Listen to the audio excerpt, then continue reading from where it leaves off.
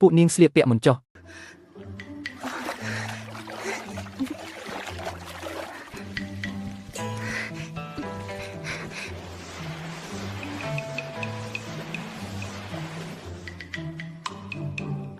រួចហើយពួកនាងបែរមុខចេញ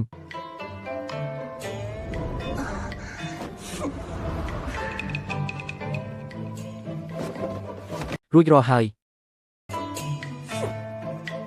និយាយមកលោកមានចិត្តណាធ្វើវាមែនទេមិននឹកស្មានថាលោកជាមនុស្សបែបនេះសោះឈីងឈិន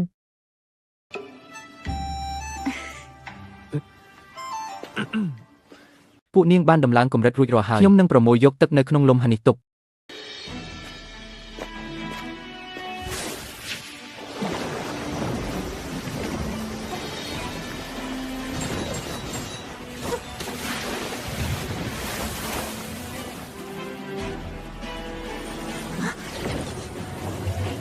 មិនបានមានតែលោកដែលអាចមួយយកបាន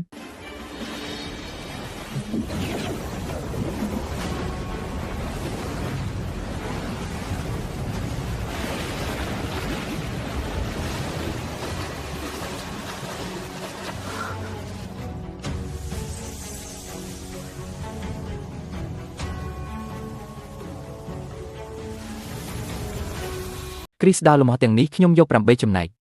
នៅសល់ពួកនាងចែកស្មើគ្នាគ្រប់គ្រាន់ឲ្យពួកនាងហាត់ដល់កម្រិតកម្ពូលនៃអធិរាជហើយ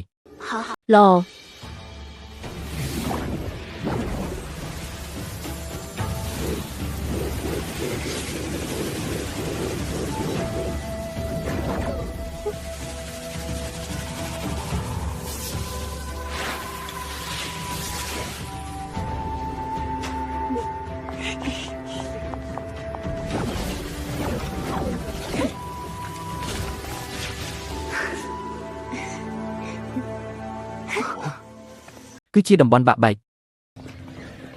មានក្បួនសិលរារាំង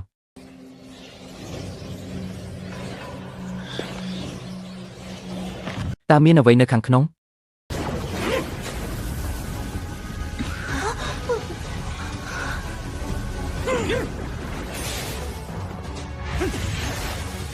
ល្បឿនបំបីក្បួនសិលលឿនណាស់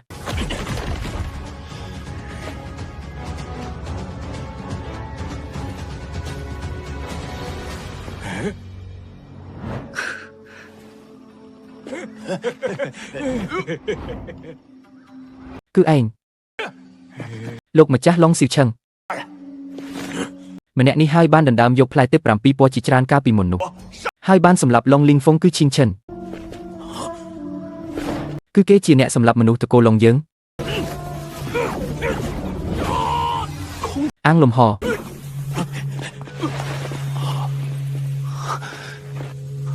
លោកម្ចាស់ឡុងកន្លែងដែលមានស្រះលំហទីនោះប្រកាសជាមានគ្រីស្តាល់លំរបស់វិសេសទាំងនោះច្បាស់ជានៅនឹងពួកគេយកចេញទាំងអស់មកយើងនឹងទុកជីវិតឲ្យមិនចឹងទេ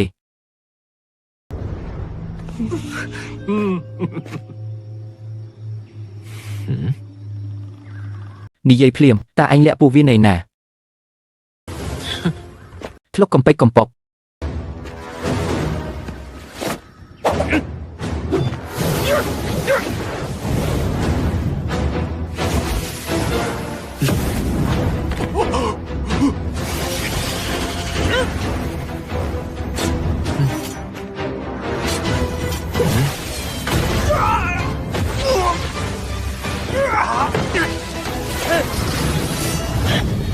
ខែមេឃាអីគេលោកម្ចាស់ជួយផង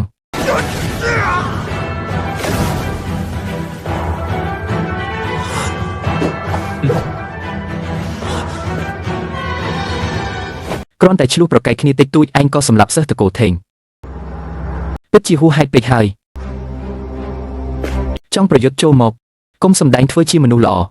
គួរឲ្យខ្ពើមល្អកន្ត្រៃនេះពិត